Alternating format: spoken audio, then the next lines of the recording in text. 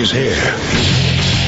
Now, broadcasting from the underground command post, deep in the bowels of a hidden bunker, somewhere under the brick and steel of a nondescript building, we've once again made contact with our leader, Mark Levin.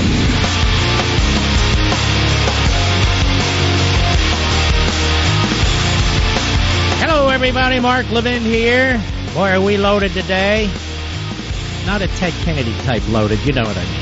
Our number, 877-381-3811, 877-381-3811. As you can see throughout the world, liberty is under attack. In Venezuela, in the Ukraine, everywhere. It's under attack. In the United States of America, liberty is under attack. It's interesting. Why today? Why today all the attention to what the FCC is trying to do to the First Amendment? I gave an extensive monologue on this based on a Daily Caller report on October 31st of last year. I went back on December 11th of last year, spent a lot of time on it. Last Friday, the 14th, I hit it hard. And I asked, where the hell is everybody? Yesterday I hit it, and today it's everywhere. The FCC, call it whatever you want. Barack Obama's henchmen. Barack Obama's comrades. There, that's right. All over the federal government have hijacked the institutions of government and are now turning them on the people. Whether it's the EPA or the Department of Justice, the Interior Department, NOAA, this, that, or the other. They are using the government, they are using the law against us, which is a definition of tyranny. They have abused the First Amendment with wiretaps and other forms of government action against the media in this country, and the media in this country apparently is sadistic. As long as their guy's doing it, well then do it. So the media in this country no longer stands for free anything. Free speech, free press, any of it. It is the Praetorian Guard media, as I've been saying for years, protecting this president, protecting his ideology. Because the people in the media, for the most part, are of the same ilk. No respect for the rule of law. No respect for the Constitution. Now, they'll use those things to attack Republican presidents, but they don't give a damn about them when it comes to a radical leftist like Obama. And so it is necessary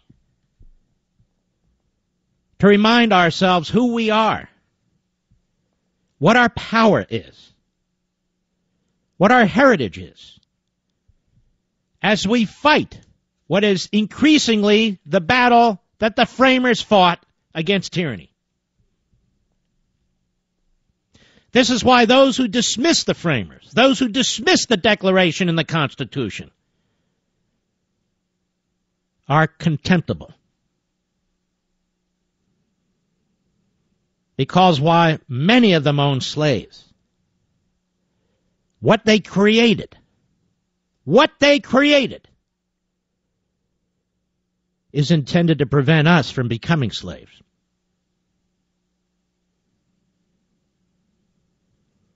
Let's look at the Bill of Rights. Let's look at the Bill of Rights. And the Bill of Rights, what's the purpose of the Bill of Rights? What's the purpose of these first 10 amendments? Why did the first Congress of the United States,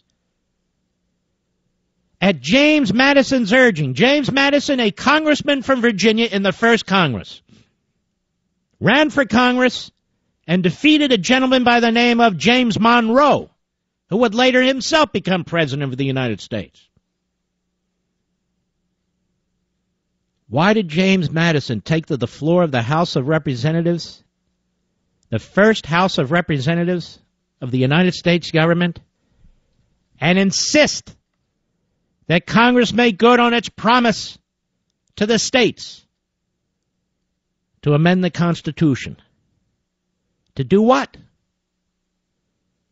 To protect specifically the individual. George Mason, a great man from Virginia, who was at the Constitutional Convention in 1787 and wound up voting against the Constitution for, among other reasons, the lack of what we call today a Bill of Rights. And keep in mind, the opponents of this so-called Bill of Rights didn't oppose it because they opposed rights.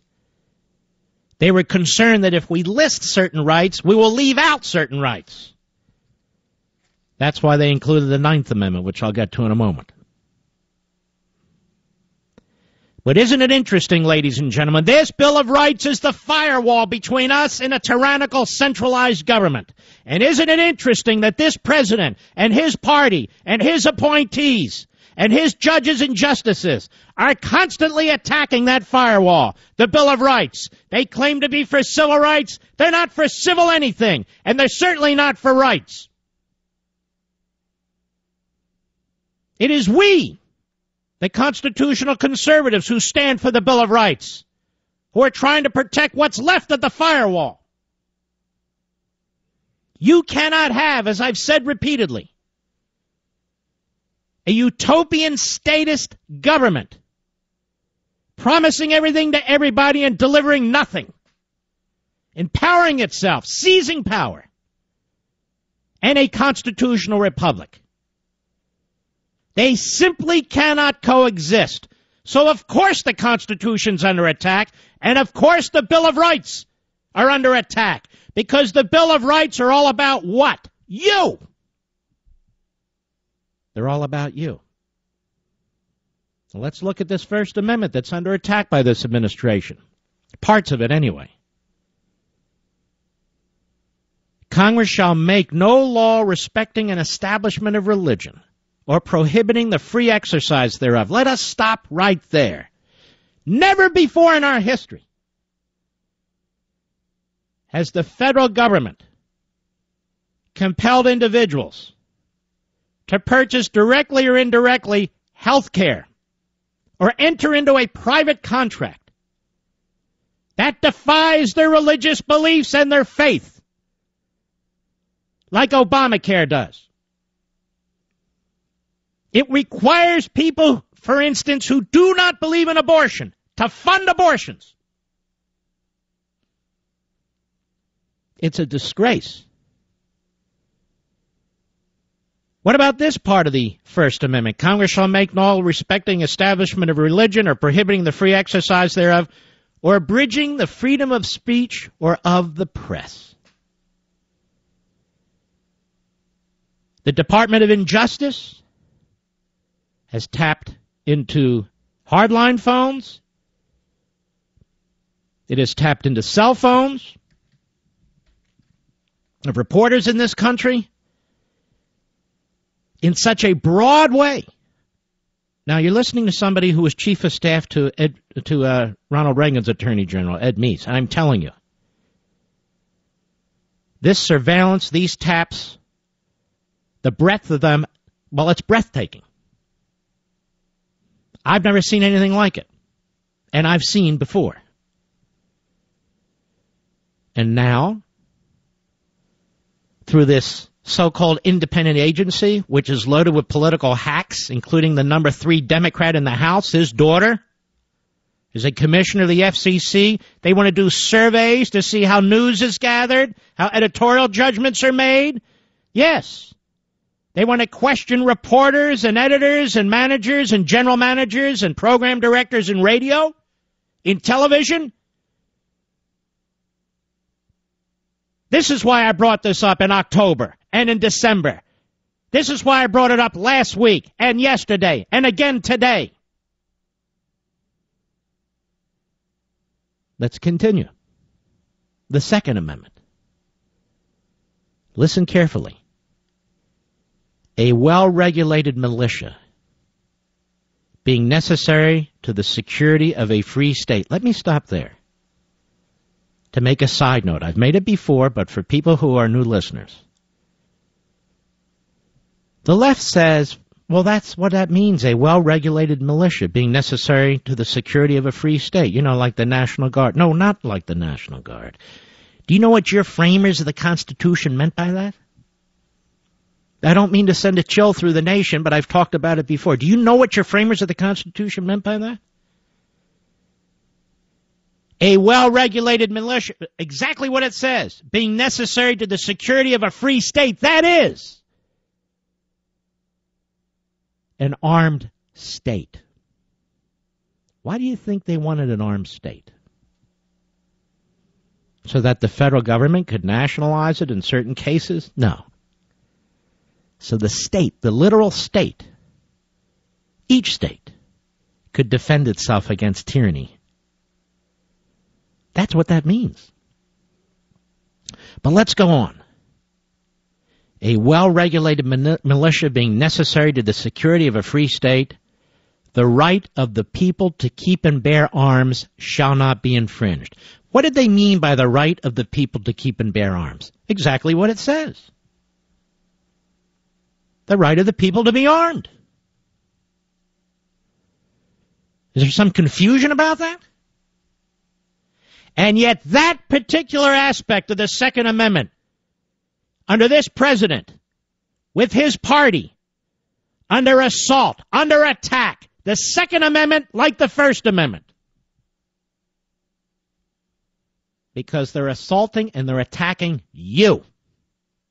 Let's take a look at the Fourth Amendment. The right of the people to be secure in their persons, houses, papers, and effects against unreasonable searches and seizures shall not be violated. Let's stop right there. Do you feel that you're secure in your personhood, in your houses, your papers, and effects against unreasonable searches and seizures?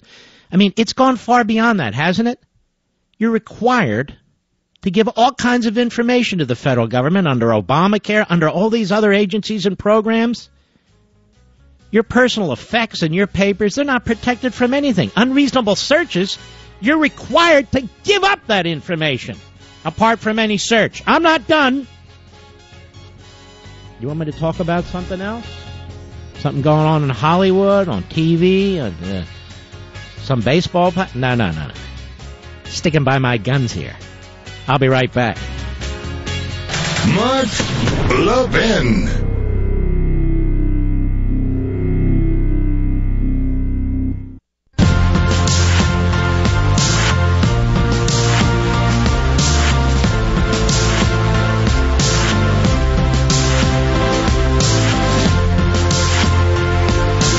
These are your rights, ladies and gentlemen.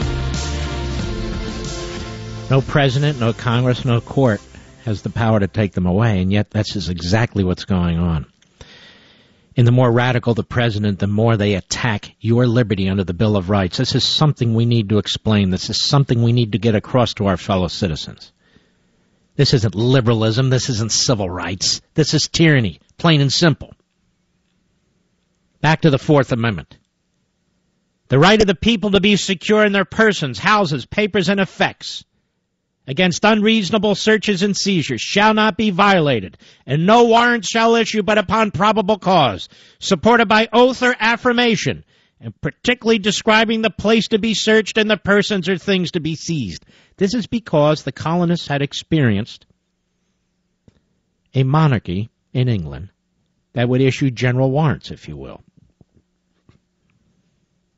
or a whole town or a whole state could be subject to searches, people's homes, people's persons, people's businesses, and so forth. No specific charge, and they had enough of it. And they wanted that added to their Constitution.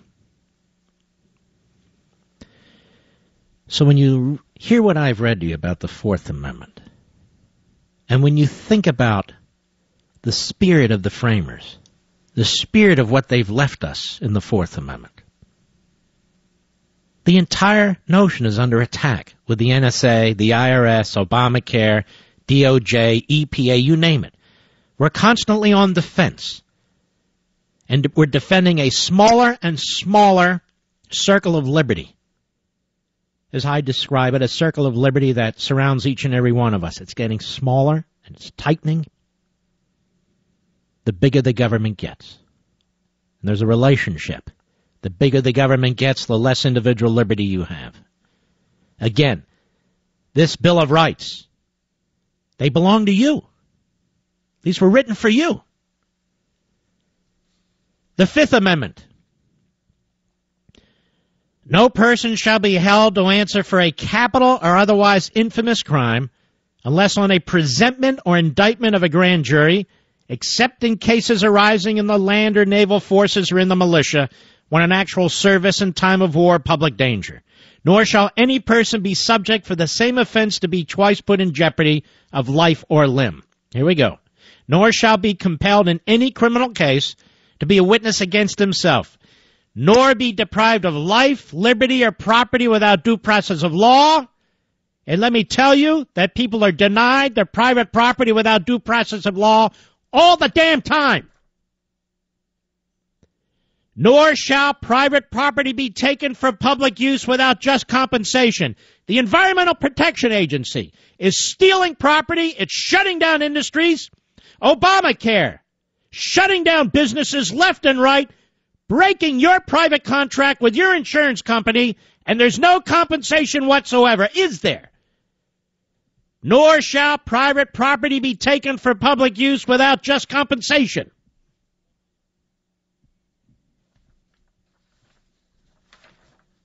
Then there's the Ninth Amendment. There's a lot of reasons for the Ninth Amendment. A lot of people pour their own ideology and politics into it. But basically, the Ninth and Tenth Amendments are to be read together. You don't have to take my word for it. When James Madison was speaking to the Pennsylvania Assembly promoting these amendments, the man who originally opposed them, the father of the Constitution, an outspoken Federalist, who switched sides on this issue and embraced them, he explained that they were to be read together. And when we come back, I will read each. And then there's a reason I'm doing this. I'll be right back.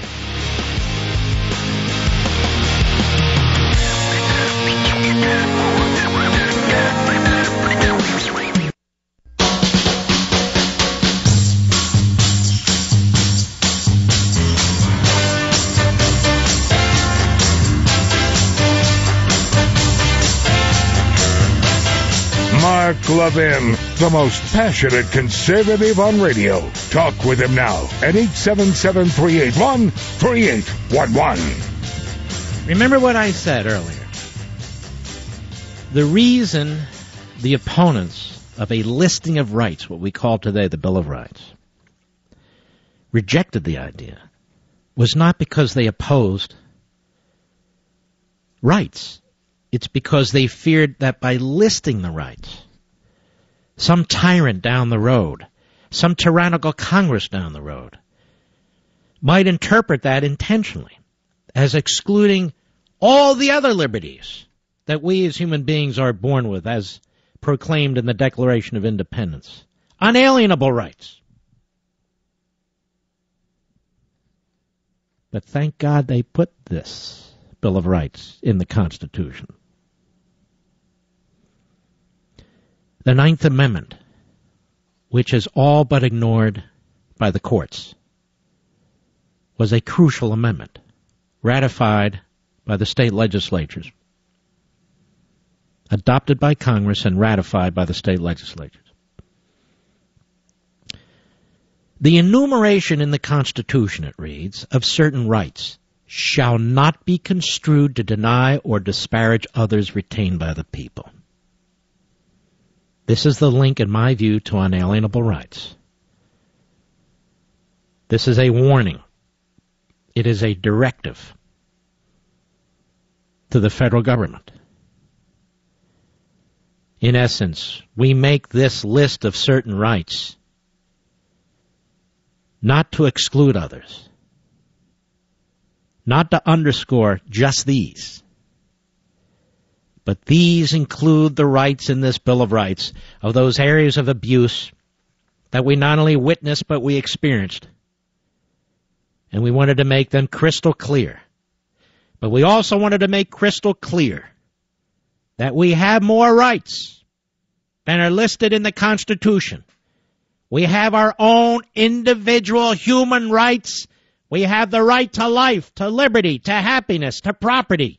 We have unalienable rights given to us by God Almighty, and there's not a damn person or a damn government that can take them away. Period. Exclamation mark. That's it. Then we have the 10th Amendment. This is the Federalism Amendment. The powers not delegated to the United States by the Constitution, nor prohibited by it to the states, are reserved to the states respectively or to the people. And by the people they meant the citizens of the states. Madison, speaking to the Pennsylvania Assembly, as reported by the Pennsylvania Gazette, and I have this all in a Maritopia. He got up on the floor. He was asked to speak in support of these amendments. And he explained that the 9th and 10th Amendments are crucial. They're to be read in essence together. One requires the other. And they're an essential part of a free people. Look at it this way, folks. The enumeration in the Constitution of certain rights shall not be construed to deny or disparage others retained by the people. If that's not true, then what do we live, in a police state? Then who defines our rights? Who grants these rights? Or, conversely, who denies them? That's the point. The 9th Amendment, which is all but ignored by the courts and all but ignored, like the rest of the Constitution, by Obama, his party, and yes, the Republican Party, that's your amendment, the 9th Amendment. It's right there. And the 10th Amendment. Could the framers have been more explicit? Federal government, you're in this box right here. This is your box. We've got Article 1, Article 2, Article 3, and this one and that one. We got these sections here. We're enumerating your powers. We're dividing them and all the rest. That's it. Now, there may be some ambiguous areas, some cloudy areas, and we'll work that out. But Obamacare ain't one of them, as an example. That violates the Commerce Clause. That violates the 9th Amendment. That violates the 10th Amendment. It is a disaster. And it violates separation of powers. But who's counting? These Bill of Rights, they're there to protect you. You, the citizen, the individual, you. You're in charge. And what about this separation of powers? Where does this whole concept of separation of powers come from? Well, ladies and gentlemen, broadly speaking, it comes from what we call the Enlightenment. The Enlightenment, which was a magnificent period in human history. Rejecting feudalism, rejecting the darkness of, well, today we would call it fascism. Embracing the value, the spirit of the individual. Embracing reason and faith.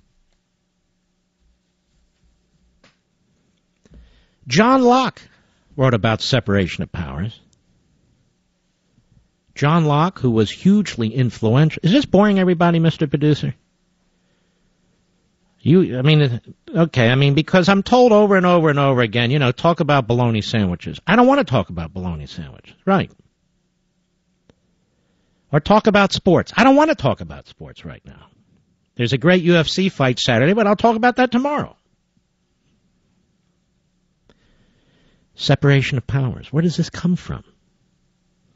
This comes from thinkers. It comes from scholars. It comes from philosophers hundreds of years ago who saw monarchical governments saw really parliaments as well and felt this doesn't work right. This doesn't limit the power of government. This doesn't celebrate the individual. God's children. So Locke mentions it, but more particularly, Montesquieu writes about it in The Spirit of Laws. If you're going to read two books on philosophy, and by the way, it's dangerous for me to even say this, but read Locke's second treatise on government and read Montesquieu's Spirit of the Laws. They're not the easiest reads in the world. Better yet, read Meritopia, because I take sections out of both of those and provide them to you and apply them to what's going on in the country today and to the founders, if this interests you. But stick with me. Your founding fathers, your framers of the Constitution, they were up on all this stuff. They were up on the Enlightenment. They read Locke. They read Montesquieu. They had enormous influence on them. Others did as well. David Hume, Adam Smith, somewhat of a contemporary, Burke to a lesser extent, because he was a contemporary, but to some extent.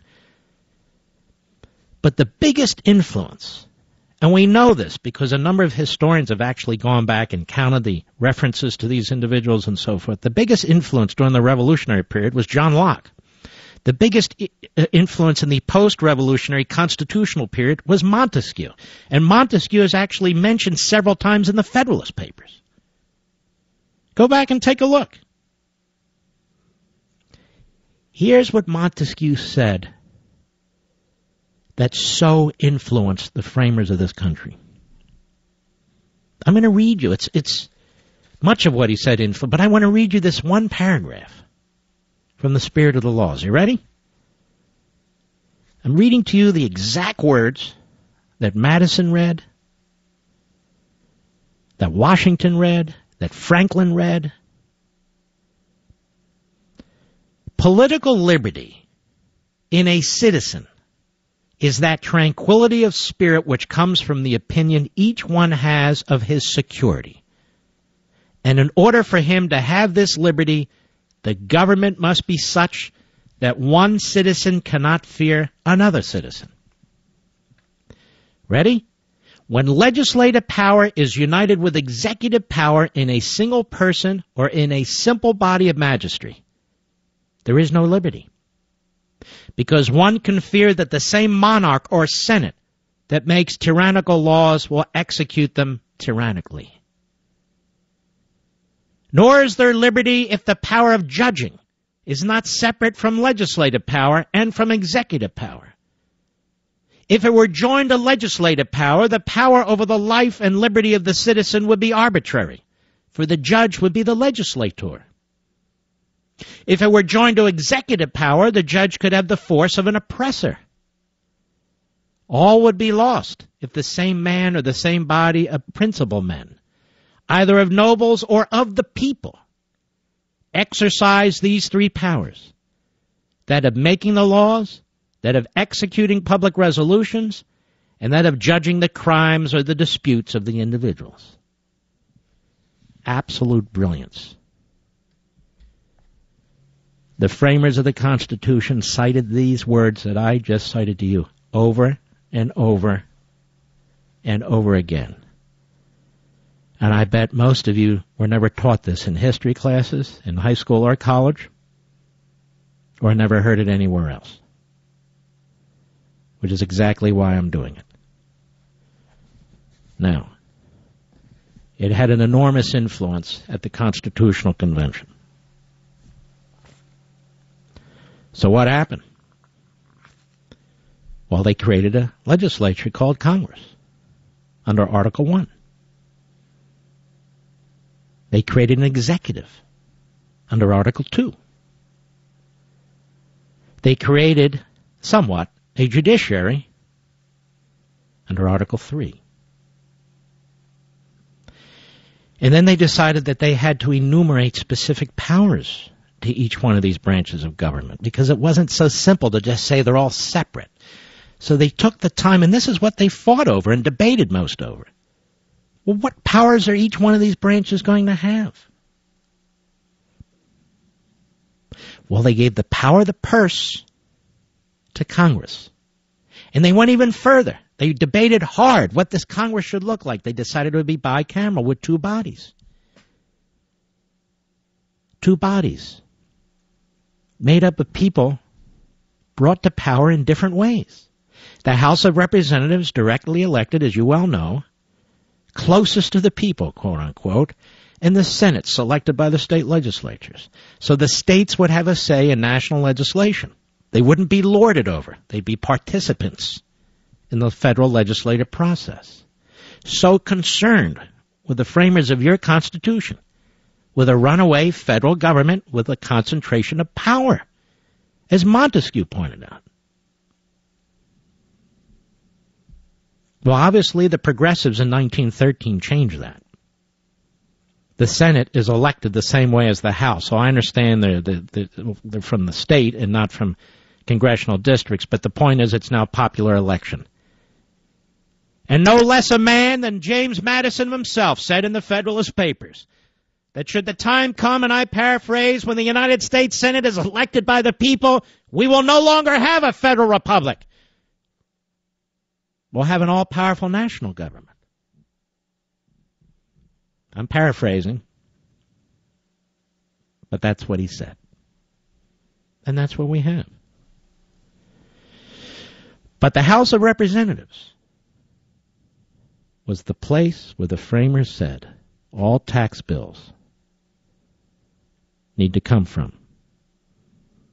Because those representatives every 2 years have to go back to the people and defend themselves and explain themselves if they want to be returned. Mark, why are you getting into all this? When you're President of the United States, goes on and says, if Congress doesn't act, I will. He's rejecting the Enlightenment. He's rejecting Locke.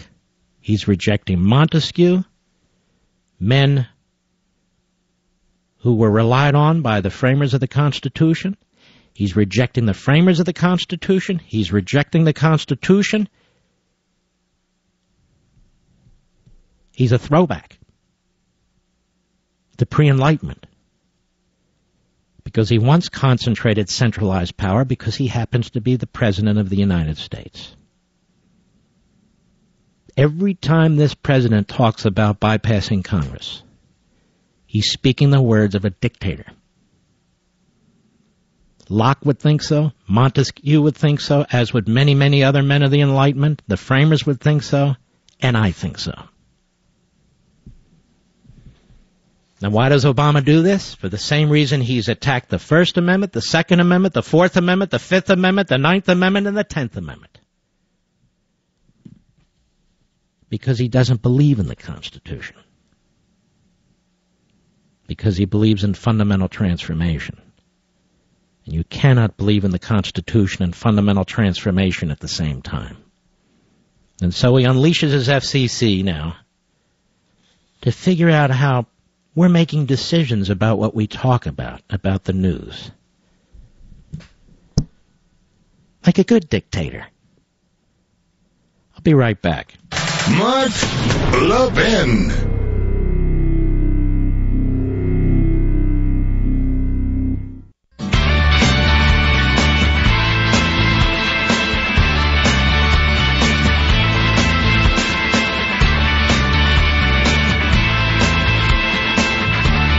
People in this country better wake the hell up. Not you, I know you're awake. They better wake the hell up. Or one day when they do wake up, it's all going to be lost. This is scary stuff, and it's happening right in front of our eyes. This isn't a joke. This isn't academic. This isn't a conspiracy theory. It's going on all around us. Look. And they know it at Hillsdale College, I'll tell you that. Hillsdale is the authority when it comes to teaching the Constitution, and now they have a new free online course. It's a brand new Constitution 101 course taking place right now. I know thousands of you have taken the terrific free online courses Hillsdale College provides as part of their mission to help all Americans pursue truth and defend liberty.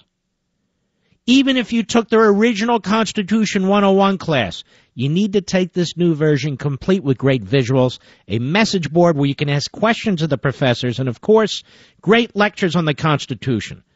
The sessions are released weekly, but once they're out, you can watch them when you want at your own pace if you've signed up. So here's what you do. Sign up for free at levinforhillsdale.com. That's Levin for Hillsdale.com. This free 10-week online course explains both the meaning and history of the Constitution and what it all means to you. So sign up now at levinforhillsdale.com. That's levinforhillsdale.com. This FCC thing is just the latest shoe on a centipede to drop. And I'm telling you something, ladies and gentlemen, every agency and department of this government is on the loose. Every agency and department of this government is spitting out regulations and rules you can't even keep track of. And you are to be held criminally liable for every damn one of them. This is supposed to be a government where the people give their consent.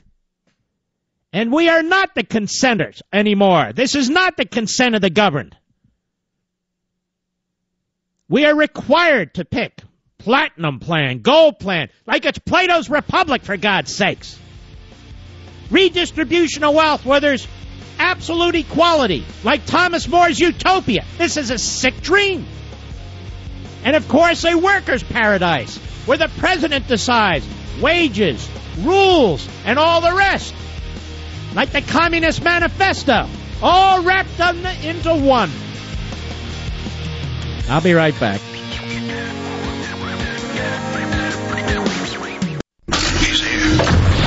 He's here. Now, broadcasting from the underground command post, deep in the bowels of a hidden bunker, somewhere under the brick and steel of a nondescript building, we've once again made contact with our leader, Mark Levin.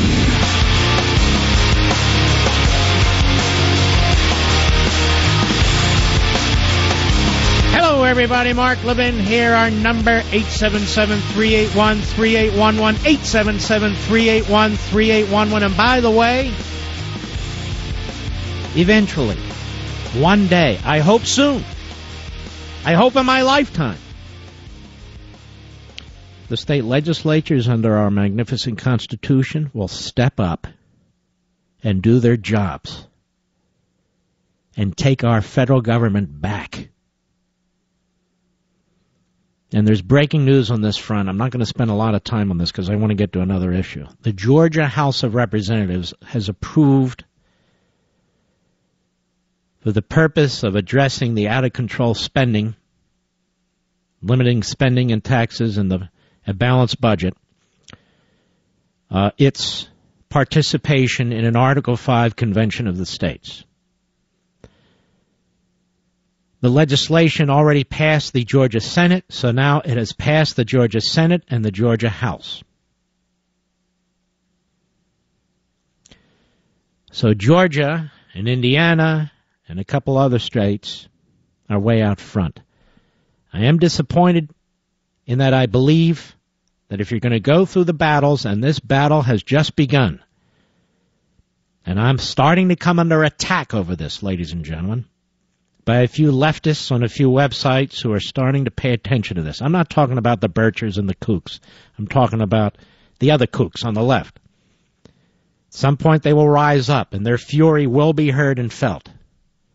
But I don't care. I'm not going to relent. And neither should you, and neither should any of these state legislators as well. But if you're going to go through this process, it would seem to me there's a lot more that needs to be done to get our country back.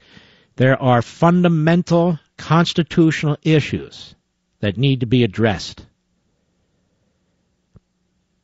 even beyond balancing a budget. The power of Congress, it is out of control. The power of the courts, the Supreme Court is too often out of control. The power of the regulatory state. The state legislature should have the power to reject massive regulations that affect their people, whether they're in coal mines or what have you. There are other things that need to be done to protect private property rights, to protect the right to vote. So in that sense, I'm disappointed. So we'll see how this plays out over time. The state of California, our brothers and sisters in California, it's such a beautiful state. And I remember when they used to elect Republicans in that state. But again, the Democrats took control of the state, and everything went to hell, including the governmental system. They plant their left-wing kooks in these administrative positions, in the commissions and committees that oversee so much. They load up the judiciary with their kooks. They refuse to enforce the border. They open up their welfare system in the state to illegals and others.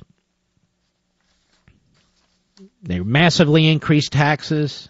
The regulations are broad at times and minute at other times. They just harass people who've been there and who have businesses, so they leave.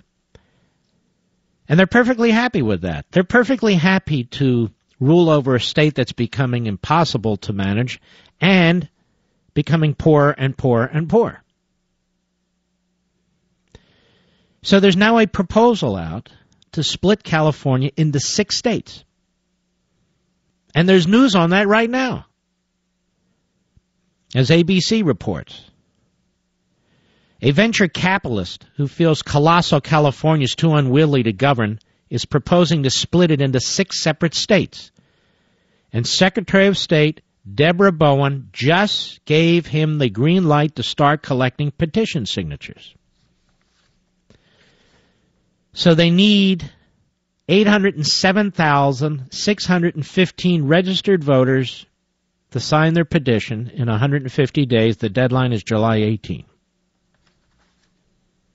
And this will be on the ballot in California. He's proposing dividing California into these different states. San Diego and Orange County would make up South California. West California would include Los Angeles and Santa Barbara. Bakersfield, Fresno, and Stockton would make up the larger Central California. San Francisco and San Jose would be in the new Silicon Valley. That would be the name of that state. North California would include the Sacramento area, and Jefferson would be the home to the Redding and Eureka areas. Their point is, why should a relative handful of metropolitan areas control this entire massive state with this massive population? And in a few minutes, in the next segment, I'm going to have a dear friend of mine on with me, a professor of law at the great Chapman University Law School, and I've known him for many, many, many years, John Eastman. And Professor Eastman is involved in this project because it's the first step is to get it on the ballot, which they've accomplished. The second step is to get it passed. And then Congress is involved. Of course, the courts will make a run at it too. But in the end, Congress is involved, and I want to discuss briefly that process as well. But I'm curious to know what you think about this. I mean, I have to be honest with you folks. I think we need to find lawful/constitutional ways to push back, to fight back. I don't think we should constantly be on our heels and constantly on defense, electing rhinos, entrenched Republicans who are in bed with the U.S. Chamber of Crony Capitalism and the others, and pretend that we've made some big difference. We haven't made a big difference. We will have stopped Obama, perhaps, or stopped Harry Reid. That's important. It's just not enough to save a republic. It's just not enough.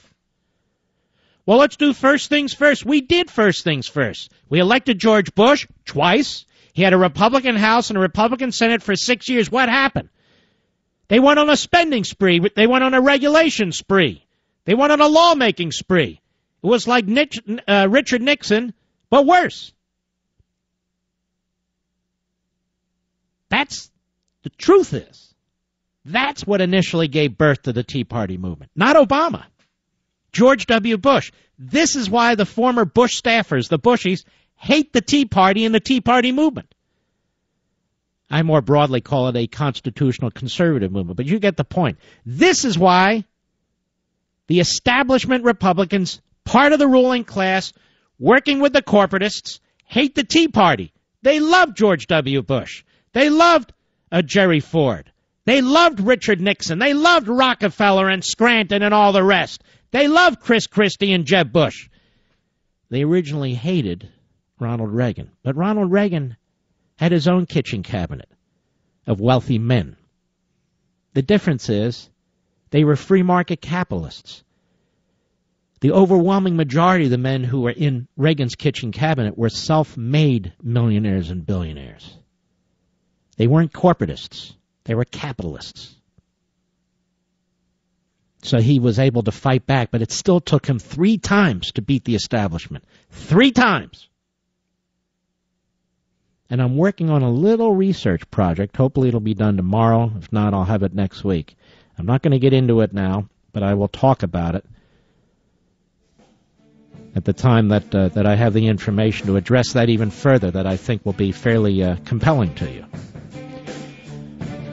When we come back, the professor, among others, who is behind this movement to split California into 6 states in order to help fight the left. I'll be right back. Mark Levin.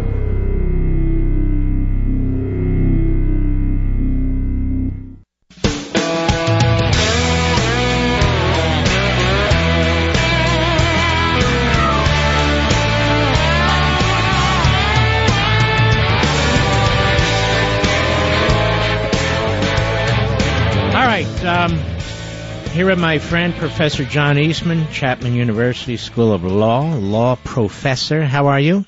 I'm well, Mark. How are you? I'm very, very well. First of all, John Eastman, tell us what's being proposed here. Sure. Tim Draper has sponsored an initiative in California using the state... Tim Draper, an investment capitalist. Investment capitalist. He runs an entrepreneurship university up in the Silicon Valley. Terrific guy. Anyway, he thinks California has become ungovernable because it's so large. And so he's proposed to split the state into 6 different states, Central Valley and Northern California and the Bay Area and L.A. and Southern California, what have you, that more accurately reflect economic and industrial alignments in the state, and then make each of those states more manageable, more governable, so they can adopt policies that make sense for them. All right, let me slow down here. Let's slow down here. I know, but we're talking about senators, too, so that has more than the state's interest. It has a national interest. So what are we going to get, 12 Democrats out of this? Well, no, if you look at the partisan leanings of the 6 states, right now, California has 2 Democrat senators, so that's plus 2 in the national total. And will for as far as the eye can see. Yeah, that's right. There will be a total of 12 that come out of this if it's approved. 4 of them are very solid Democrats. 2 of them are solid Republicans, so you're still at plus 2. And the remaining 6 are kind of up in the air. It could go either way. So there would be 6 additional ones that are highly competitive. Democrats could pick up some of those, and therefore they think they have something to gain out of this. But Republicans could pick up those as well, and so they may well think they have something to gain out of it as well. But you're not doing this just because you enjoy social engineering. You're doing this because you believe the Republicans will come out a net ahead. Well, I believe that the people of California will get a better handle on accountability in their government. And if now, wait a minute. We could have 50 senators from California. Then I'm concerned about the nation, quite frankly, as you are. And so I'm not interested in sending a bunch more Democrats, even if they can manage the little fiefdoms better. We're talking about sending these people to the Senate. That's right. And the U.S. Senate. And if out of 12 we end up with 6-6, that means the Republicans have had a net gain of 2, because right now we're down by 2. And I think there's a pretty good prospect of that happening. And quite frankly, some of these areas might even be +4 Republican by the time we're done with it. Because you're looking at the Central Valley, which has taken a hell of a beating by the Democrats and these liberal judges. You're looking at San Diego and Orange County, which could be Republican, even though it's trending Democrat, it still could be Republican. And you're looking at the Northern California, which could be Republican as well. That's right. And I think Tim Draper, who sponsored this, hopes that the Silicon Valley would vote more sensibly as well. Although because don't hold your breath. The Bay Area, that's a hard sell. Yeah, between what, communist and Democrat, or what? I mean, they're pretty out there. Exactly. All right, so this is now you'll need, so it just got approved for the ballot, and you need over 800,000 signatures. Are conservative organizations, conservative groups going to get behind this? I don't know. I think Tim has said in public that he's willing to underwrite the cost of getting the signatures necessary to put this on the ballot. I suspect if people kind of look at this closely, that the activist groups will realize that this is a good mechanism for getting control of their government again, and they might get on board. The real interesting question is what happens if it does get on the November ballot and passes? Well, this is why I brought you here. I wanted to ask you this question. It passes. That's not the end of it, is it? No, that's only the beginning. What happens next? Because the states can propose to divide themselves, and we've had a couple of instances in our past. For example, Kentucky is a split off from Virginia. West Virginia is a split off later from Virginia.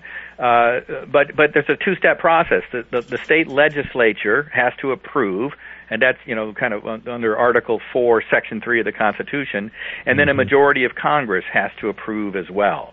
And it doesn't. The state split doesn't take effect if a majority of Congress doesn't approve. In fact, over 100 years ago, California proposed to split into 2 states, and Congress never acted on that. So we remain one state, 150 years later. But let's go through this again. So the state legislature has to approve. Does the governor? No, the governor, and it's unclear. As you know, Mark, the word legislature in the federal Constitution sometimes means the physical legislative body. Right. Sometimes it means the legislative power, and it's ambiguous on which Article 4, Section 3 applies. We would contend that it means the legislative power, and the state Constitution of California has explicitly reserved the ultimate legislative power to the people by acting through initiative. And the legislature in California is overwhelmingly Democrat, and you got Mr. Knucklehead as governor. So once you get this past the ballot initiative and people vote for it, they're going to block it. Well, only... Hold on now. Unless they think they might be able to pick up a seat here and there. No. I don't think they have any role at that point, because the people through the initiative have exercised the legislative power. And it will then go directly from there to Congress. All right, so it doesn't go back through the legislature. It goes directly to Congress from the ballot. That's right. Mm-hmm. And it's a simple majority vote of both houses of Congress. It's a simple majority vote of both houses of Congress, and not even referred to the president. And is there potential for judicial mischief? Of course, there always is. The court. But what would be the basis for it?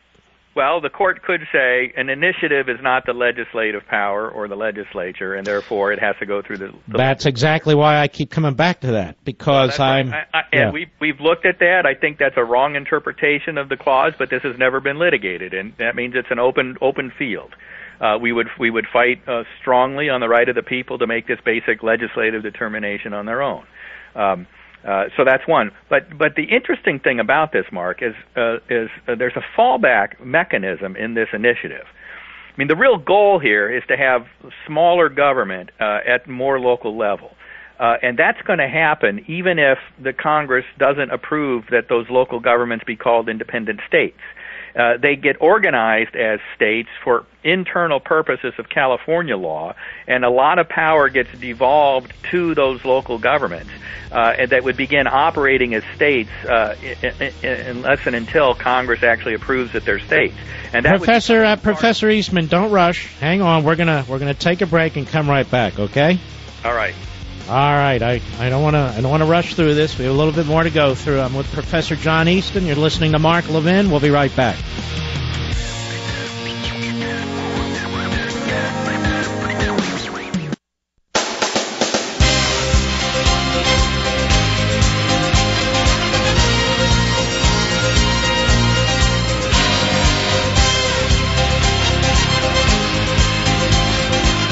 This is America's Constitutional Convention, the Mark Levin Show. Call in now, 877-381-3811. Professor John Eastman, Chapman University School of Law. I love that school, Chapman. President John Doty there. John, so Congress has to approve. Does the president have to approve? No. No, this is just like a Congress proposing an amendment to the Constitution. The Constitution specifies that comes from Congress. It's not subject to bicameral. It's subject to bicameralism, but not to presentment to the president. So the whole matter would probably wind up in the Supreme Court, unfortunately. You agree?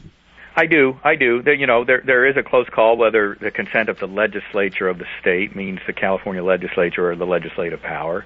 And then, of course, if Congress doesn't approve, then it will just sit there on the desk in Congress. And there's a window built into the initiative asking Congress to issue, to decide one way or the other within a certain period of years.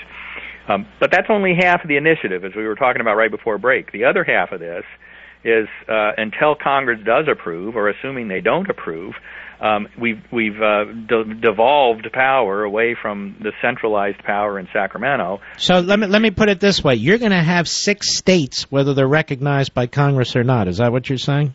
Pretty much. They would still be operating under a single state constitution, but it would be a constitution that allows them basically home rule in these new regional governments. Now, these regional governments, would they still be answerable to the government in Sacramento? Well, technically, but only things that are of statewide concern, and the government in Sacramento could not impose taxes or regulatory fees on the local governments or the people in those regional areas unless they paid for it, which doesn't happen. So there's going to be a tremendous free hand for people in these regional governments to chart their own course and have a government that's much closer to them, and then therefore, at least theoretically, much more accountable to them. So you're trying to find a way to liberate the people of California who want to be liberated from what's going on in Sacramento. Exactly, and chart their own course, and then compete with one another. If one of these new regions or states decides to have a very high tax and high regulatory set of laws, people will flee, and they won't have to leave the state now. They can just go to the next region over and have more sensible policies and still stay Californians. And then those governments will have to compete with each other for the business, for the people, for the voters, what have you, based on that regulatory and tax policy that the new states put in place. There was a proposal some years ago for 5 states. How did you all come up with 6? Well, you look at the demographics. You try and adjust for the politics of it, because we know that it's a political process to get it approved through the Congress. And if either major party in the Senate, for example, thinks that their ox is really being gored by this, they won't do it. They both have to think that there's a reasonable prospect they can have some advances for their side here. And I think that we've done that. And then you also have to adjust to take account of kind of historic affiliations, the county lines, who kind of thinks of themselves as regions. The Central Valley is a good example. The Northern California counties are a good example. San Diego and Imperial County and Riverside and Orange County being different from L.A. County, that's another good example. So then we drew those lines around those kind of natural affiliations. 800 and some thousand signatures. That shouldn't be hard to get in a state with over 30 million people, should it? No, you figure a buck or $2 per signature if you do a paid signature gathering campaign. There was a large volunteer effort on another referendum that just gathered 620,000 last month for a referendum that only required 500,000, and they did that largely with volunteers. So it is possible, and the sponsor of this has made clear he's willing to put in the financial effort to get this thing on the ballot. And the bottom line is Congress has to approve this. So I suspect it's not only convincing the people of California, or enough of them, to vote for this, but convincing enough members of Congress to support it, even those who might be concerned that it could flip heavy Democrat or the libs think they may lose a seat or two. That's right. That's right. And the thing has been structured to make that at least a possibility, but it doesn't turn exclusively on that. If that possibility doesn't ever materialize, the Part B of this initiative plan still allows these regional governments to take shape and to start operating to get some sense back in their governing policies. Yes, and that's very interesting because if the ballot initiative passes, is that then a fact? Yes. I mean, is there, other than a weird court decision, that would be that, right? That would be that. It would amend the state California Constitution to provide for that devolution of power to these regional governments, and they would be the kind of primary government for the multiple counties that form part of that new prospective state, and they would stay that regional government, even if the prospective state never materializes in a formally approved by Congress state. Is Draper a conservative, a libertarian, a liberal? What is he? He's an entrepreneur, largely a libertarian, I suspect, up in the Silicon Valley. And I think a lot of people in the Silicon Valley, and quite frankly everywhere else in California, are just growing tired of having so much entrepreneurial spirit and industry and being blocked at every turn by the tax and regulatory policies coming out of Sacramento. Well, you know what? Maybe so, but they vote heavy-duty Democrat time and time and time again. You got a lot of takers in that state. Yeah, and that population is growing, and people who are takers are actually moving into the state, and people who are producers are getting the hell out of there. Well, they are, and you can, proof of that. Just have any of your listeners hop onto the U-Haul website and look at the price of a truck from L.A. to Austin, Texas, and then exactly the same truck back the other direction. It's about a third cheaper. All right, so I may have a lot of listeners who are very excited about this, and then I may have a lot of listeners who are saying, gee, this is quite the crapshoot. And your answer to the people who say this is quite the crapshoot from a national perspective is what? Well, from a national perspective, yeah, it's a crapshoot. You got to get it through Congress, and that's why Part B. No. I mean a crapshoot in terms of you look at the net Republicans that may come out of this. Yeah, no. The thing is structured so that there's a decent possibility there would be net increase for Republicans. And if Republicans fall flat and can't do anything, as sometimes they do nationwide, then they would lose some seats. That makes it possible to get through Congress. The Democrats are going to need to think that they have, if they're good, have some prospect of picking up here as well. But why? Why? If we have a Republican Senate and a Republican House, why do we care what they think? Well, you're right. And so, if we have a Republican Senate and a Republican House, then that means things have turned the tide in this country, where I think it's likely out of the 12 senators in California, there would be at least 6 and perhaps as many as 8 Republicans. That would be a big pickup. Even 6-6 split would be a pickup. Well, I don't think they'd all be up for election at the same time, would they? No, they wouldn't. You would have it rotating in. The first one, when they first became states, all of them would be up for election at the same time. Some of them would undoubtedly end up on 2-year terms, some would end up on 4-year terms, and some would end up on 6-year terms. Right. Just like we had when there were new states created, back at the very beginning.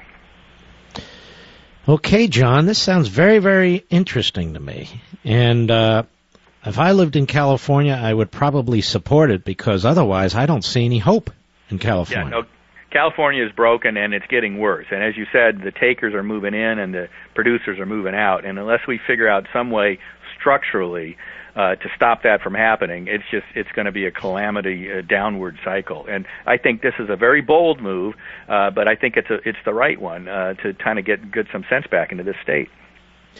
All right, my friend. God bless. All right, Mark. Good talking to you. Thank you. All right, you too. That's Professor John Easton. Good man. Solid conservative, constitutionalist. Known him a long time. And he's been involved in many, many important pieces of litigation, and he is at Chapman University School of Law. Curious to know what you think about that as well. I don't think I've taken a single phone call. I know I haven't because I don't have the call screen up there, Mr. Call Screener. Whom would you suggest, Mr. Call Screener, that I should go to as the first caller? Shane in Phoenix, Sirius Satellite. Yes, Shane, how may I help you? Hey, I love the idea. I'm leaning toward it myself. Well, I love the idea of the fact that people, or a lot of the people from California, they keep flocking into here and into Texas and Utah and Colorado. Hopefully they'll go back. Oh, I see. Great.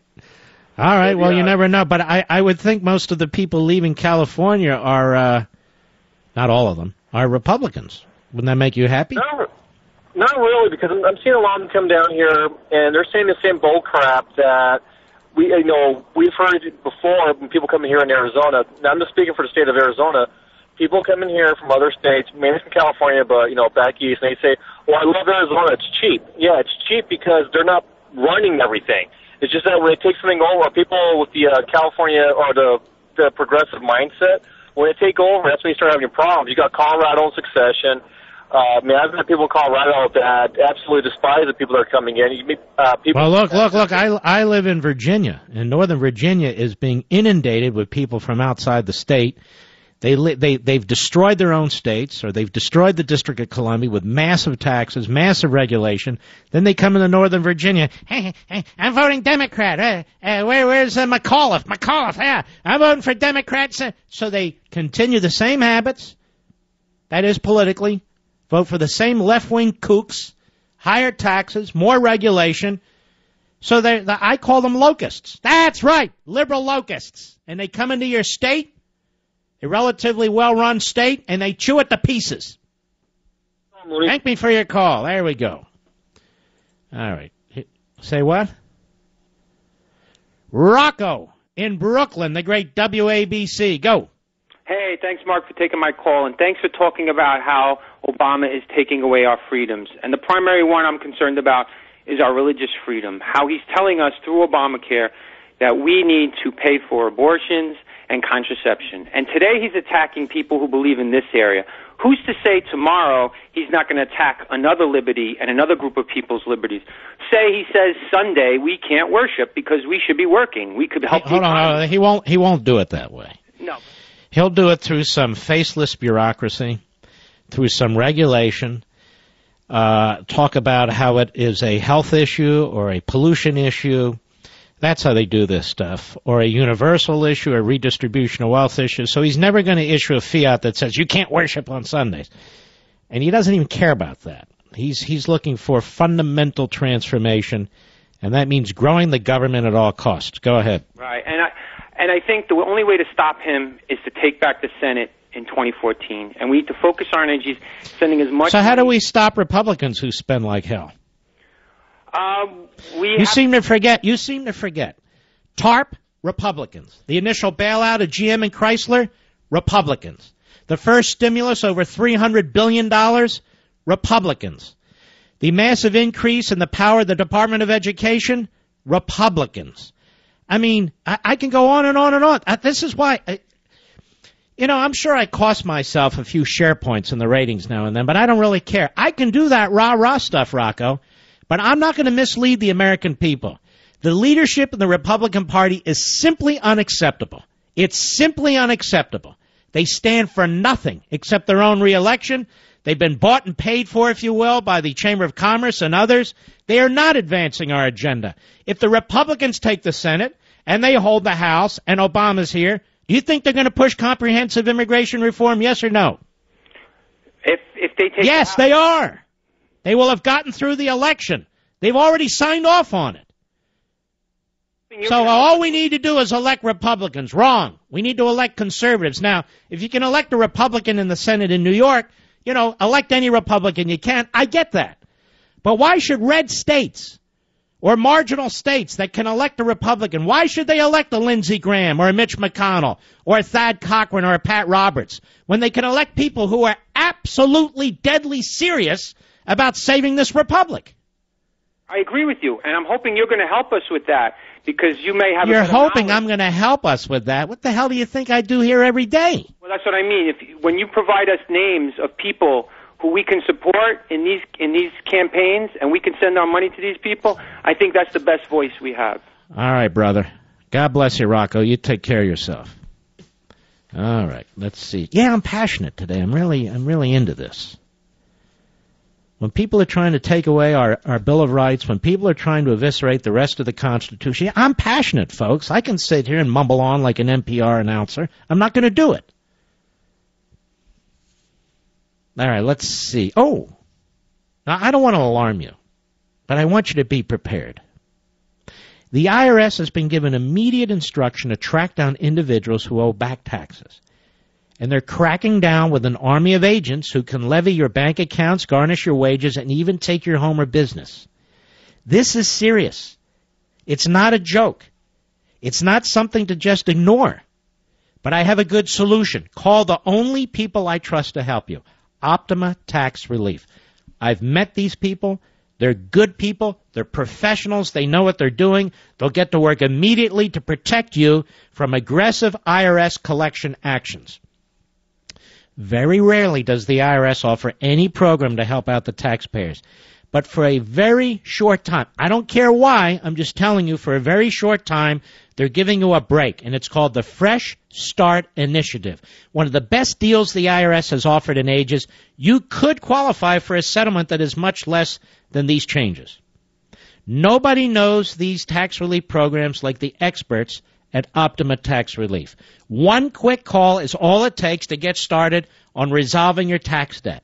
If you've got a problem, don't just sit there. Act quickly. Optima Tax Relief is fully accredited by the Better Business Bureau and offers a one-of-a-kind money-back guarantee. Nobody does that anymore. So don't wait till it's too late.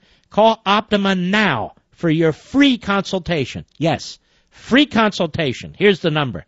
800-499-6300, 800-499-6300.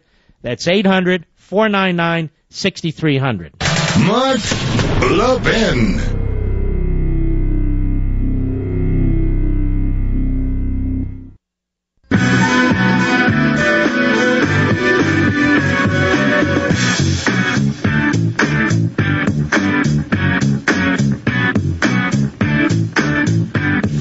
San Francisco, California, the great KSFO. Man, did we have great ratings there. Go right ahead, my friend. Oh, yes, indeed. Thank you so much, Mark, for taking my call.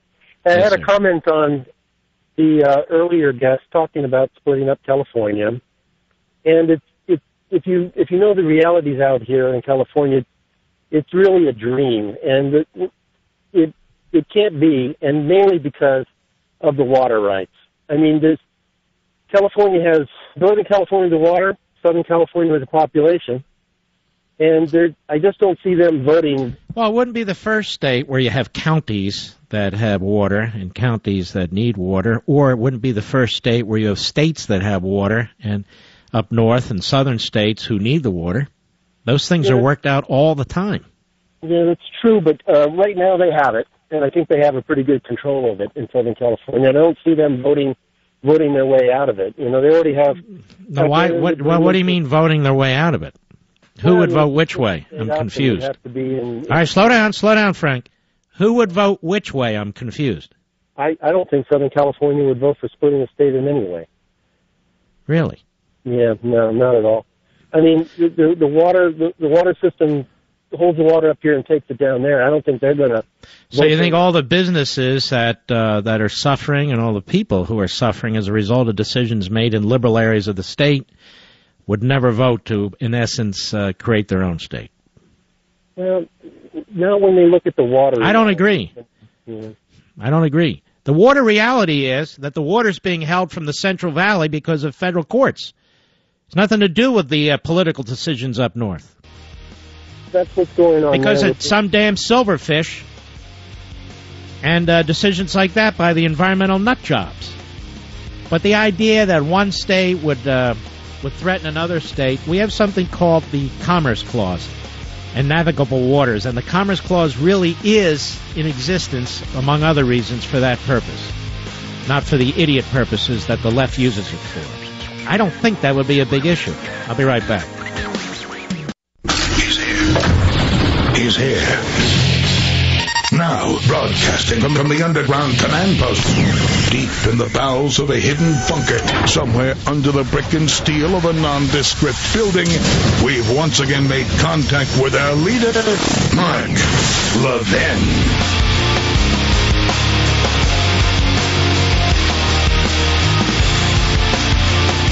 Hello, everybody. This is the all-powerful Hour 3. I hope you'll stay with us. Our number, 877-381-3811.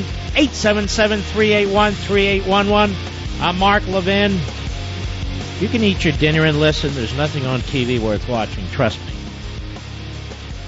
In fact, on cable, they keep playing the same clip of that former NFL player, or he's a current NFL player, dragging his fiancée through the doorway over and over and over again. And our friend, the 8 p.m.er on Fox, keeps playing clips of himself. So, just a heads up. You know, I look around the world like you do, and, you know, it's amazing how many places are burning, how many places are in a state of civil war that weren't before. Look at Egypt. Egypt was a very, very close ally.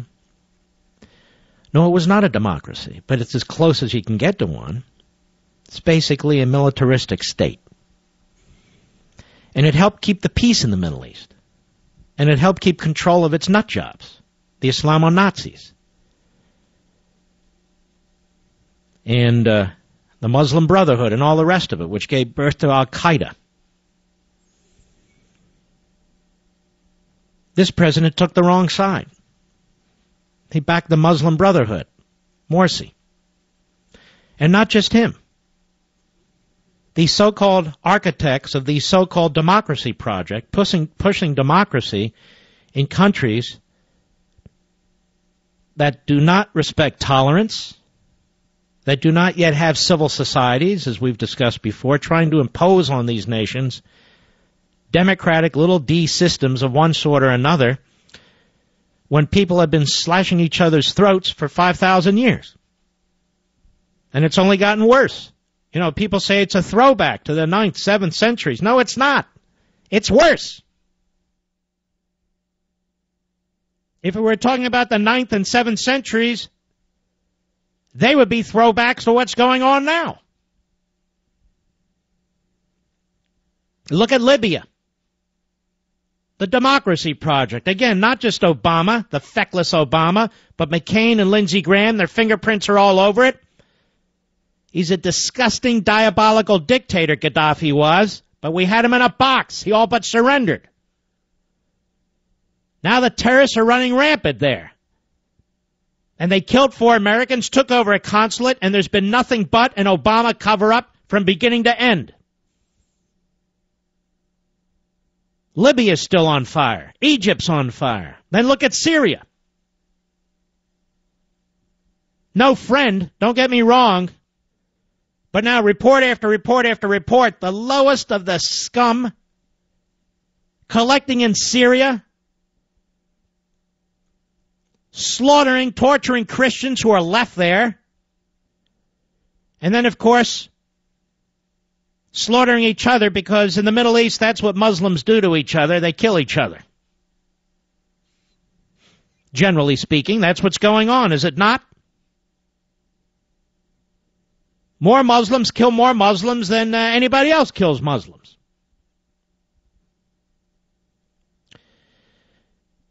The Middle East is burning under the heading of the Democracy Project. I'm getting to a point. Now we move to Europe. Russia used to be under control. Now Russia's on the move. Russia's been on the move. But really, really on the move. It's all but taken down the government in Georgia and has essentially annexed half of that country, a little country.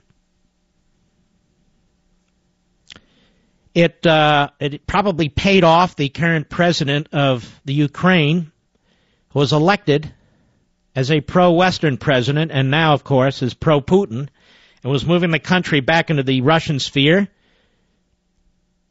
And people are rioting, some who have good meaning and some who don't.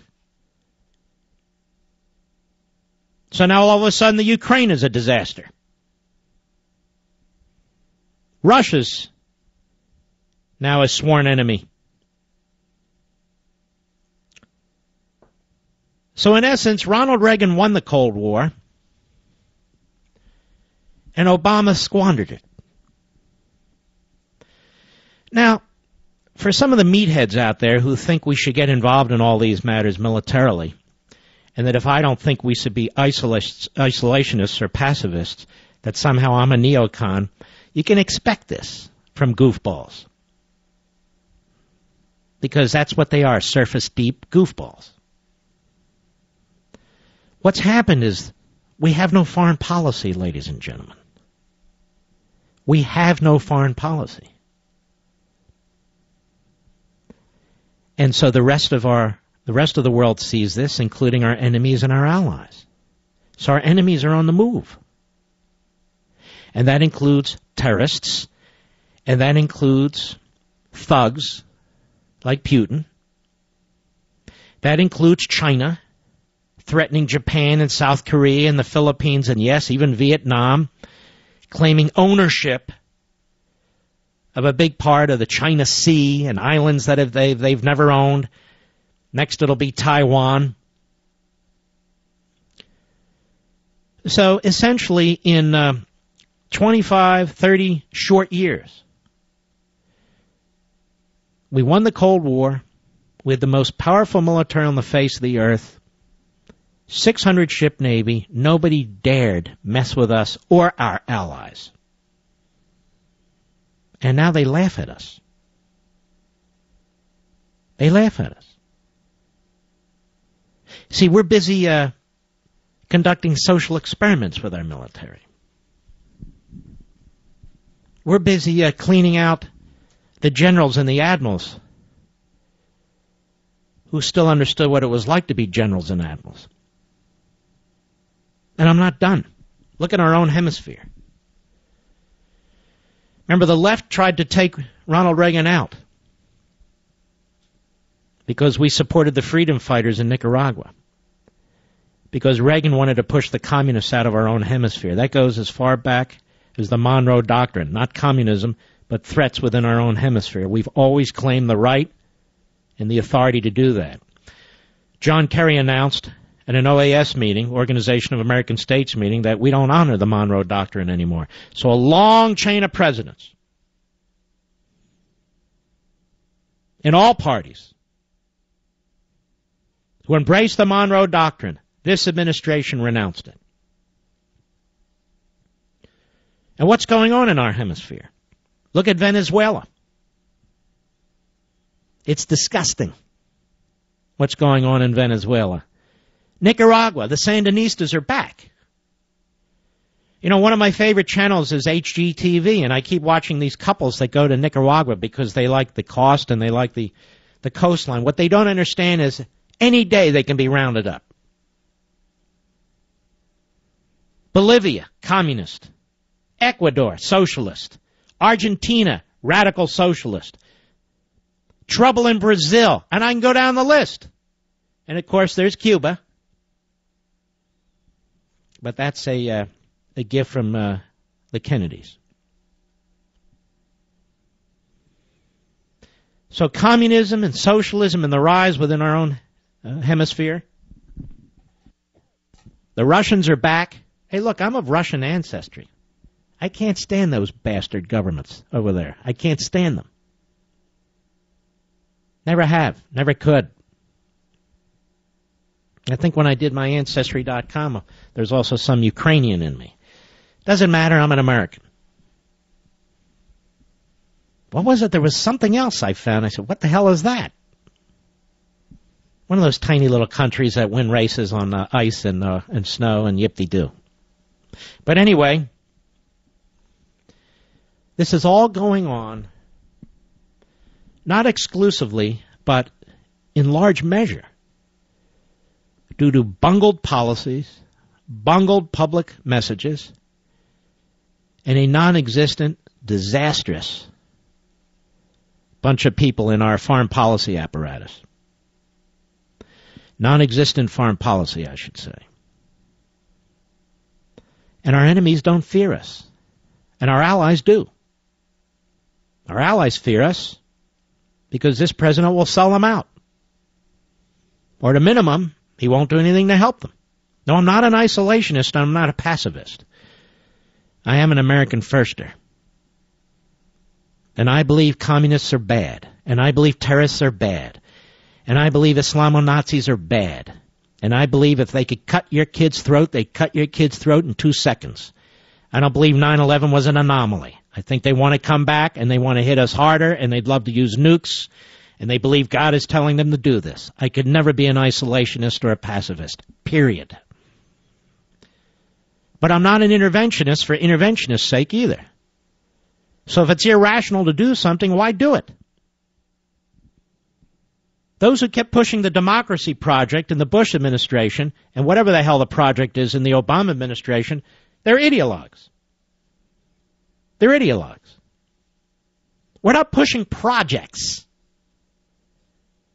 What should Americans' foreign policy be? America's foreign policy should be, what can we do to preserve our nation?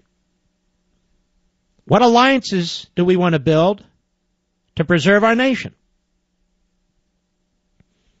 Who are the enemies out there who threaten our nation?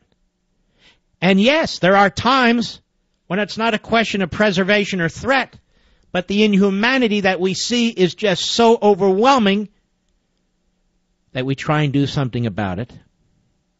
Not necessarily militarily, but perhaps.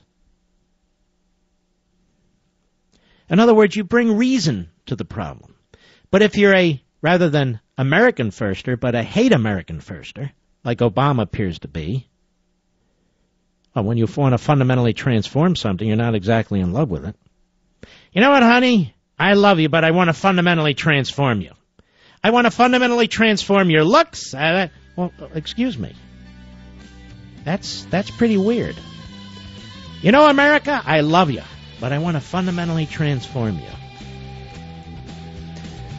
So what we have in the world now is chaos, anarchy, and a lot of this is due to the fact that the United States of America, under this pathetic, incompetent, ideological president, with his pathetic, incompetent, ideological vice president, and his pathetic, incompetent, ideological secretary of state, and on down the line,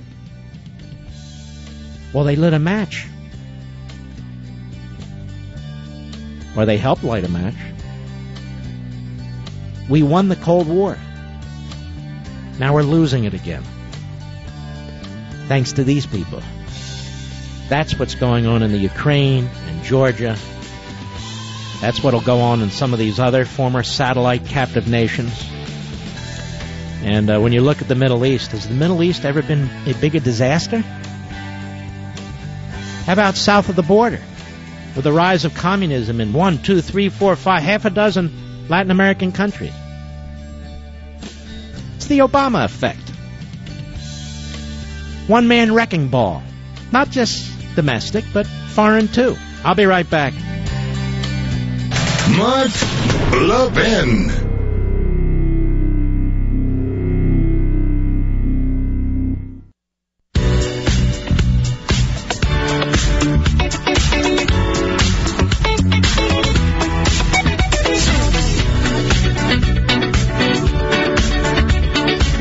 Everybody! Ask, what the hell is this? Get Lucky by Daft Punk? That's what I thought, Mr. Producer. Just kidding. I've never heard of it. Everybody, sing along. Does it have words or not? I'm just curious. Not on this one. It's got a nice beat to it, though. Has this been around a while? Oh, it's Song of the Year from the Grammys. Exactly, Mr. Callscreen. It's not bad. Does it just do this the whole time? Pretty much? Kind of like it. It's kind of easy to follow, you know what I mean? Everybody! What? Mexican. Does that say Mexican? No, but what's the... Huh? Up all night to get lucky? I thought it said Mexican. No offense. All right, enough. I'm not allowed to have fun here. All right, you ready for a downer? All right, just stick with me. I got to deal with this. Here's Barack Obama with the president of Mexico, Peña Nieto. Sorry if I mispronounced it. And Prime Minister Harper. By the way, this Prime Minister Harper of Canada, can't he run for president of the United States? This guy is good. He is good. More of a free market guy. He's more pro-American than Obama. Am I allowed to say that? Yes, I am.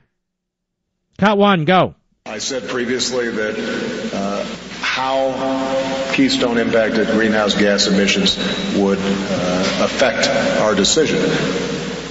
But frankly, it has to affect all of our decisions at this stage because the science is irrefutable. Stop. Okay, the science of global warming is irrefutable. Will somebody please provide me with the irrefutable science? Where do we go to find this irrefutable science? I'm not talking about some op-ed or some UN report that gets altered over a course of 10 years 400 times, phony email. Where is this irrefutable science? Where can I go to read the irrefutable science? I actually studied this, not as a scientist, but just as a pedestrian. When I was writing Liberty and Tyranny, I have a whole chapter on it. It's irrefutable science. Why? Because Obama says so? Obama's the last guy you want to listen to about anything. He's wrong about everything.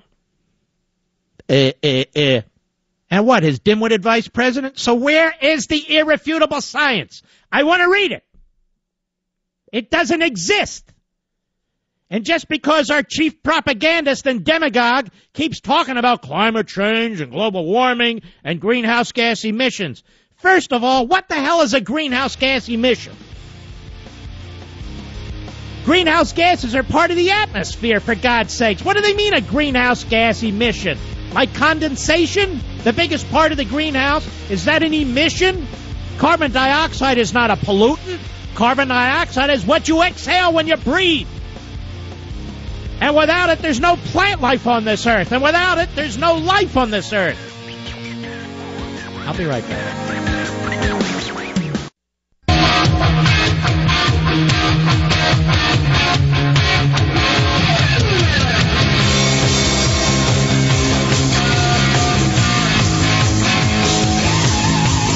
Mark Levin doesn't just read the news, he makes the news. Call the Mark Levin Show now at 877-381-3811. You know, I read there's a restaurant out there, I believe it's in the Los Angeles area, that is showing a surcharge on their menus of 3% or so for Obamacare.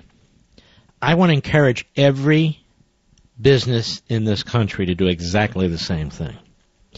And if there is some fatwa put out by the Department of HHS under Secretary Supercilious telling you that you can't, we'll take one of you businesses out there, and Landmark Legal will represent you. So it is important for people to know that these cost increases, and for many of you it'll be more than 3%, are a direct result of Obamacare and so forth. So the price of a hot dog or filet mignon or soda or what have you, or a dress, or you don't wear a dress, do you, Mr. Producer? No, but you know what I mean. Whomever, whatever you're selling out there, automobile and so forth, you should put it on there and people should know. And I wish we would do more of this with all the other costs of government so people know there's a direct cost involved. But if there's some kind of a directive put out that you will not be able to exercise your First Amendment right to do that, well, I'll take that case. Among the many other cases we're using.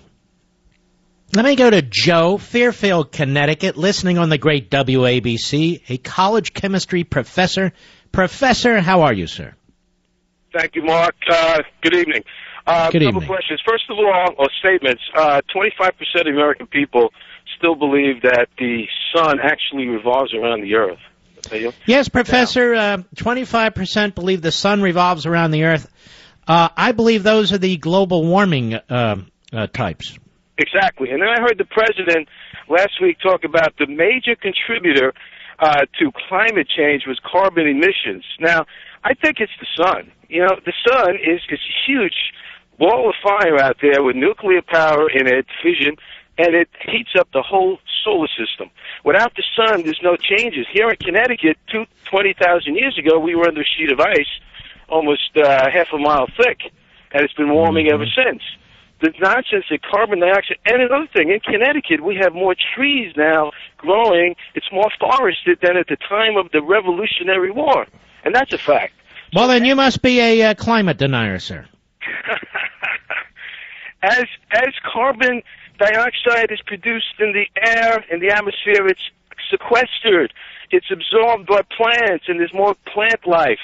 In greenhouses, they pump in carbon dioxide to produce faster-growing plants. It's so absurd. This whole damn thing is so nuts. It's ridiculous. And I don't hear many scientists sort of refuting this falsehood. I mean, these people are producing fictional themes and statements and going out as scientists. Kerry said, flat Earth. He's the flat Earth believer. I mean, where is their background in science? How much science do they have? They're science illiterates, these so-called just lawyers. Well, you're quite right, Professor. Thank you for your call, my friend. No, you're exactly right. As a matter of fact, you're a chemistry professor. He's gone out, and his belief is shared by Dr. Nerv Sharif. Who's Dr. Nerv Sharif? Is he a climate denier? Have you ever heard of Dr. Nerv Sharif? Well, Dr. Nerv Sharif is one of the top astrophysicists in the world. He's a professor at the Hebrew University. And he used to believe in this stuff. But now he doesn't. He wrote, like many others, I was personally sure that CO2 is the bad culprit in the story of global warming. But after carefully digging into the evidence, no doubt like Obama and Biden have done, I realized that things are far more complicated than the story told to us by many climate scientists or the stories regurgitated by the media. This is one of the top astrophysicists in the world. Gee, a climate denier. Folks, none of us are climate deniers. We believe in climate. We're denying what the left is trying to force feed us. Sharif notes that solar activity, that would be the sun, solar activity can explain a large part of the 20th century global warming, and greenhouse gases are largely irrelevant to the climate. If the amount of CO2 doubled by 2100, he said, it will not dramatically increase the global temperature. He added, even if we halved the carbon dioxide output, and the carbon dioxide increase by 2100 would be, say, a 50% increase relative today instead of a doubled amount, the expected reduction in the rise of global temperature would be less than 0.5 Celsius. This is not significant. Gee, a climate denier. One of the great geologists, Dudley Hughes, puts it another way. Earth's atmosphere is made up of several major gases. You've heard me explain this before from Dudley Hughes. For simplicity, let us picture a football stadium with about 10,000 people in the stands. Assume each person represents a small volume of one type of gas. Carbon dioxide represents only about 4 parts in 10,000. That is 4 of those people out of 10,000. The smallest volume of any major atmospheric gas.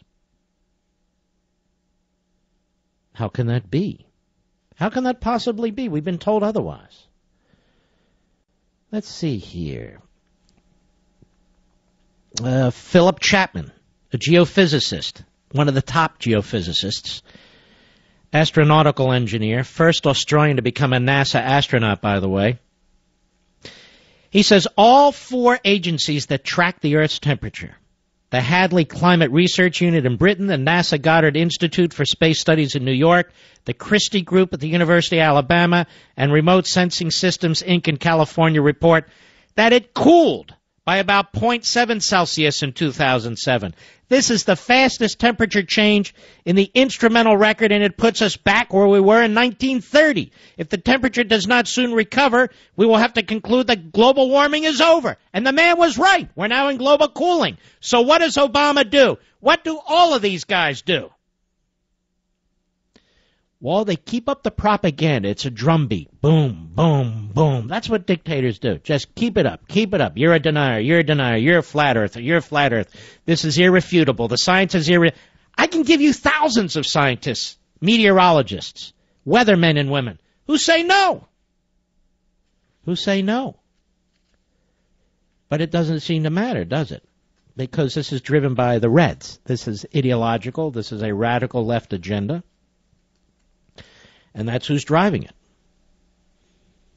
So, and the Republicans have embraced this too over the years. The Republicans have embraced this over the years as well. There was a petition signed, and I'm trying to find it, and I can't find it. This is all in Liberty and Tyranny in the chapter entitled On Envirostatism. Boy, this book was ahead of its time. It's almost 5 years old. Coincidentally came out in March 5 years ago as the Tea Party movement was on the rise, but it took me about 16 months to write it.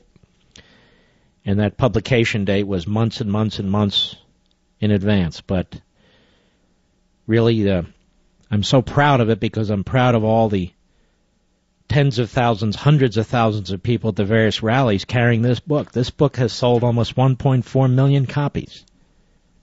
I'm not hawking it. I'm not hawking any of the books. I'm just talking about what's in it. There's a lot of great information in these books that took a long time. You know, some people write books and so forth. What I provide here is scholarship. That's what it is. And I try and put it in language that is understandable and that can be used by you folks, the Paul and Paulette Reveres, to share with other people. That's what I try to do. I've got another one in the works. Now, it's not going to come out for a long time, but I've got another one I just started. But I'm not allowed to get into that at all. So the man is right about the sun. And the government's wrong, because the government has an agenda. Look at this in the Daily Caller today. Farmer's Almanac more accurate than government climate scientists. Well, of course. Because government climate scientists as a group, not every single one of them, but collectively, are sort of the mystics of old. They're the sorcerers of the Middle Ages. That's what they are. This exceptionally cold and snowy winter, writes Michael Batash, has shown that government climate scientists were dead wrong when it came to predicting just how cold this winter would be, while the 197-year-old Farmer's Almanac predicted this winter would be bitterly cold. Bloomberg Business Week reports that the National Oceanic and Atmospheric Administration's Climate Prediction Center. We have a Climate Prediction Center? What do you got there? A bunch of people who read palms or something?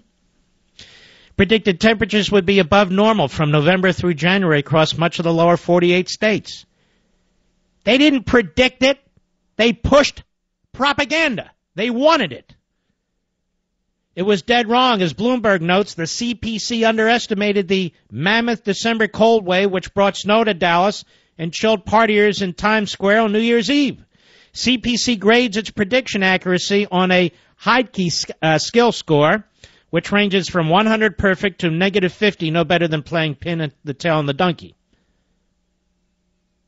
And what was its score for its prediction November through January? Minus 22. What was its score October through December? Minus 20. So shut the damn thing down. Save us some money. They're obviously wrong. But they won't, will they? Not one of our better forecasts, Mike Halpert, the Climate Prediction Center's acting director, said. Look how they just slough it off. This guy's a salary and a pension. We pay his medical benefits, his office. He has a... Get rid of this goofball and all the rest of them. What actually happened this winter? A polar vortex swept down and caused every state except Florida to experience snowfall and brought about 4,400 record low temperatures across the U.S. in January, along with over 1,000 record snowfalls. The most recent winter storm that slammed into the eastern U.S. last week knocked out power for over 1 million people in the southeast, caused 21 deaths, and on and on and on. So what's the moral of this story? The Farmer's Almanac. They'll get it right. Because the people who write it are not ideologues. Just goofballs, but not ideologues. I say with respect. So we have basically sorcerers now. From the old Middle Ages. At the Climate Prediction Center. Writing Obama's speeches. Running for office. And you know what, folks? It's not only absurd what they're saying, despite the evidence in front of your face, how cold it is. It's not just that they're wrong. It's that they know they're wrong. And they're advancing an ideology, camouflaging it in this BS. That's what they're doing. And they're able to seize private property. They're able to seize liberty. They're able to impose taxes. They're able to allow the EPA and the Interior Department, the Ag Department, and NOAA and every other department and agency to advance a radical leftist big government agenda under the heading of climate change. Greenhouse gases. Thank God for greenhouse gases, or we'd all be dead. All of us. We're not talking about carbon monoxide, like if you put your mouth over. We're talking about carbon dioxide. But it sounds so dangerous. An Arkansas man who once worked as a church treasurer claims that the church pastor had brought him paperwork to sign, saying it was for opening a church savings account. Because the alleged victim doesn't speak or write English well, he relied upon the pastor to translate the documents for him. Those documents were allegedly a credit card application. A nearly $10,000 balance was racked up on the card, including charges for airline tickets and several restaurants. Identity thieves are shrewd. They come in all forms and sizes. They come at you in all directions. They're targeting your checking and your savings account. They're after your cash and your retirement. Folks, I trust LifeLock Ultimate to help protect my identity and bank accounts from takeover fraud. Have a restful night. Know that you're being protected. Know that somebody's looking out for you. You hear all these stories about people tapping into computer systems, to credit card systems, and so forth. This is a line of protection. Make sure LifeLock services protect you and your bank accounts. Become a member right now, today. Visit lifelock.com/Levin, that's /LEVIN, and enter promo code Levin. Or call and use promo code Levin and get my special 10% discount. That's promo code Levin, get the special 10% discount.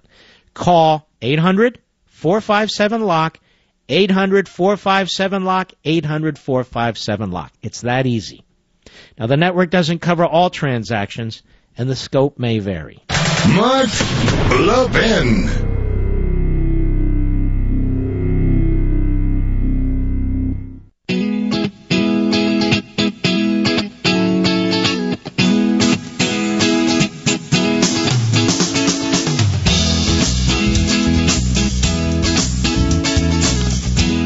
Folks, there are so many experts who reject the notion of man-made global warming and the phony historical claims about carbon dioxide. They're too numerous to even list. This is from Liberty and Tyranny 5 years ago. But you would never know it from the media coverage. As the National Center for Public Policy Research reports, in 2008, Dr. Arthur Robinson of the Oregon Institute of Science and Medicine announced that more than 31,000 scientists had signed a petition rejecting the theory of human-caused global warming. A significant number of scientists, climatologists, and meteorologists have expressed doubt about the danger of global warming and whether or not humans are having a significant impact for the worse on the climate. Furthermore, numerous experts are now claiming that once again the world is cooling. This is from 5 years ago in Liberty and Tyranny. 31,000 signatures. And these politicians go around and say it's undeniable, it's unequivocal, you're a flat earther. Who are we to believe? 31,000 scientists with these various backgrounds and expertise? Or Obama? Obama has screwed up everything he's touched. Obama doesn't know anything about health care, but now he runs it. Obama doesn't know anything about finances, but now through Dodd-Frank, he runs a lot of the nation's finances. Obama doesn't know anything about anything. And yet he thinks because he gives a speech, and this is what bothers me, I wish I had brought this up earlier. These politicians think because they say something, they know something. This is important. They think because they say that there's no more debate on global warming, climate change, that therefore it is so. That therefore it is certified. It's official. And that's the position and there's no debate. Because they say something. That's simply crap. And we've got to call them on it every damn time. But they will continue because repetition is the key. Because they know, unlike you, my beloved audience, there's millions of people out there that if they hear it over and over again, they believe it. Ladies and gentlemen, thank you. Thank you for your presence today. We salute our armed forces, police officers, firefighters, and emergency personnel, and you, America's patriots, America's citizens, and legal immigrants. See you tomorrow, America. I'm Mark.